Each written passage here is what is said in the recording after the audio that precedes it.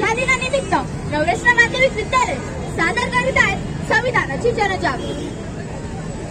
भारताचे लोक आम्ही, भारताचे लोक आम्ही, भारताचे लोक आम्ही, भारताचे लोक आम्ही, भारताचे लोक आम्ही, भारताचे लोक आम्ही, भारताचे लोक, भारताचे लोक। अय्या मी तर विसरले, आज तर वाढदिवस आहे। Happy birthday to you, happy birthday to you. वाढदिवसाच्या खूप खूप शुभेच्छा, वाढदिवसाच्या खूप खूप शुभेच्छा। अगं कीर्ती, तू कोणाचा वाढदिवस साजरा करते? इथे तर कोणीच दिसत नाही। तुला माहित नाही आज तारीख किती? सांगा बरं पाहू। 26 नोव्हेंबर। 26 नोव्हेंबरला काय असतं बरं? काय असतं बरं? अरे 26 नोव्हेंबरला असतो आपल्या संविधानाचा वाढदिवस। संविधानाचा वाढदिवस? आपला भारत देश कधी स्वतंत्र झाला हे माहित आहे का तुम्हाला? नाही। आपला भारत देश 15 ऑगस्ट 1947 रोजी स्वतंत्र झाला। हो का? त्याआधी आपल्या भारत देशावर कोणाचे राज्य होते? कोणाचे राज्य होते?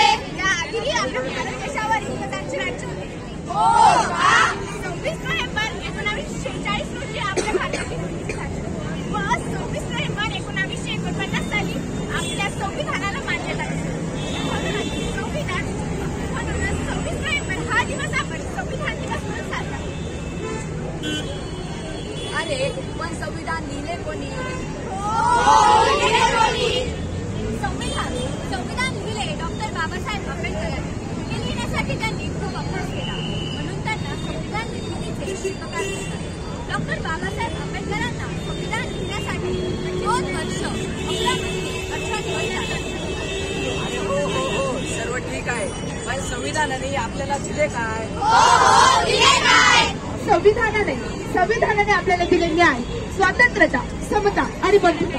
त्याचबरोबर वैयक्तिक हक्कांचे रक्षण करण्यासाठी, शासनासाठी एक चौकट प्रस्थापित करण्यासाठी, नागरिकांच्या सहभागास प्रोत्साहन देण्यासाठी आणि अत्याचारापासून संरक्षण करण्यासाठी आपल्याला संविधानाची आवश्यकता आहे। हे मूलभूत स्वातंत्र्याची हमी देते व सरकारच्या संरचनेची रूपरेषा देते आणि जबाबदारी सुनिश्चित करते।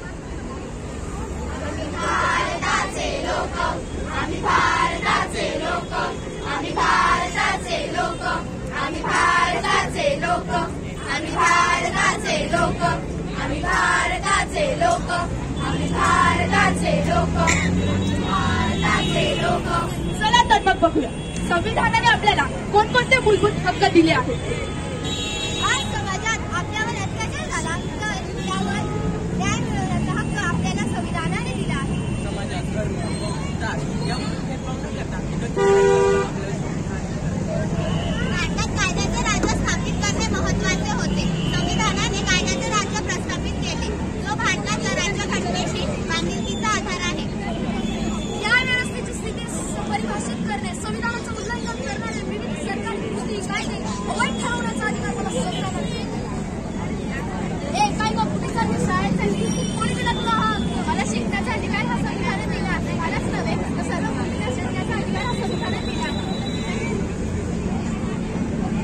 सरकार कोणते व कसे निवडायचे यासाठी मतदानाचा हक्क मला संविधानाने दिला आहे आणि हा हक्क तुम्ही सरकारने बजावलाच पाहिजे। आता काही दिवसांपूर्वी मतदान झाले, तुम्ही हा हक्क बजावला ना?